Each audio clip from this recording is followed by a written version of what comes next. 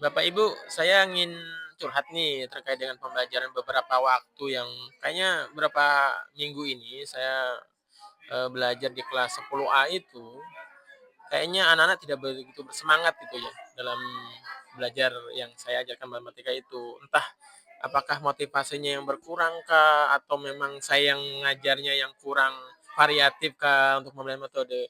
Ini dirasakan nggak sih sama ibu-ibu sekalian yang mengajar di kelas-kelas yang lain atau di kelas yang sama dengan saya?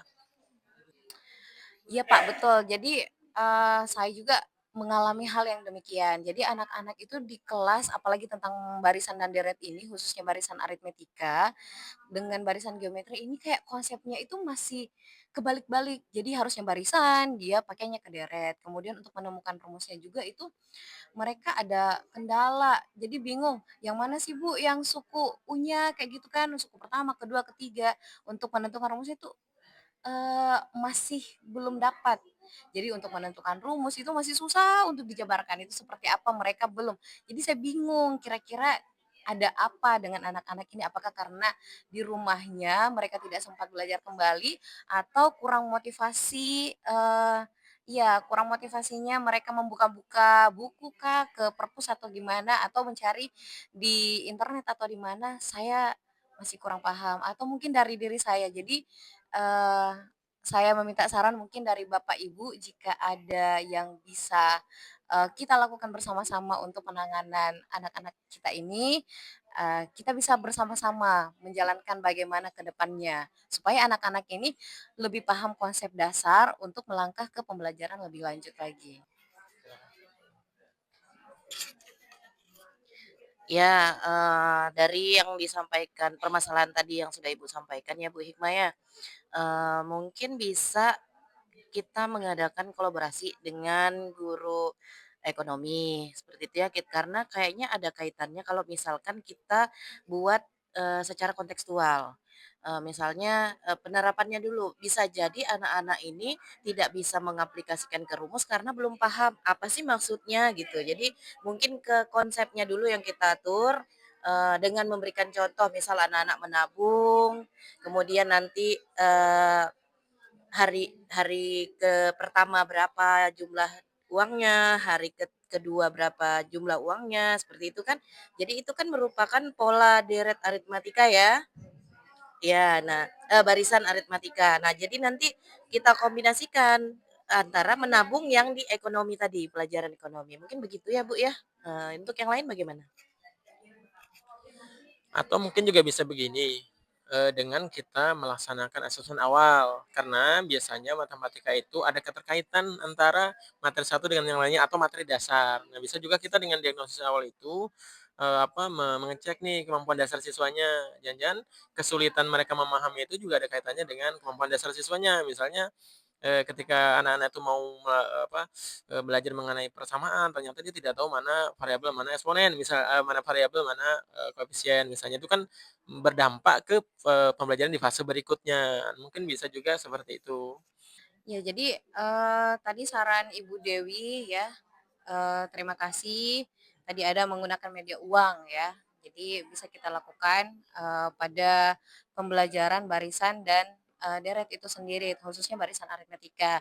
Dan juga dari Pak Aris ya, tadi menyarankan bahwa kita lakukan diagnostik dulu ya, bagaimana kita mengecek, kemampuan awal ya, kemudian juga mengidentifikasi kesiapan dari, peserta didik kita sendiri seperti apa. Jadi, itu sangat apa ya, sangat akan membantu ya. Jadi nanti kita bisa saya pribadi, saya akan mencoba, untuk mendiagnosa lebih awal bagaimana kesiapan peserta didik dan juga, saran Ibu Dewi akan saya pikirkan bagaimana ke depannya ya, ke depannya untuk bagaimana mempersiapkan media-media itu supaya tepat sasaran dan jika perlu, eee, guru ekonomi, Materinya?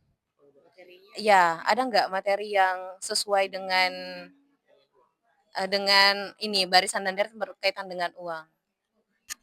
Oke, Bu Hikmah, kebetulan untuk materi ekonomi itu ada ya tentang uang.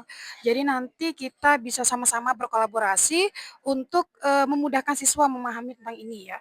Kemudian juga kalau misalkan kita lebih mau yang kontekstual, kita juga bisa, berkunjung ke bank atau kerjasama dengan bank.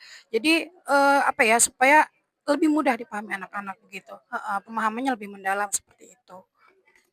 Oke, jadi, minta tolong ya Bu ya, disiapkan waktunya kita setelah ini kita bincang-bincang berdua dulu ya, supaya nanti bisa lebih, eee iya betul, bisa lebih kita bisa lebih lagi ya, lebih bisa mempersiapkan anak-anak seperti apa, dan kita juga berdua bisa, "Oh seperti ini Bu rencananya ke depan kita ke sini supaya ini." Kalau misalnya ya, akhirnya ada yang tidak hadir? Ada Bu. Ada.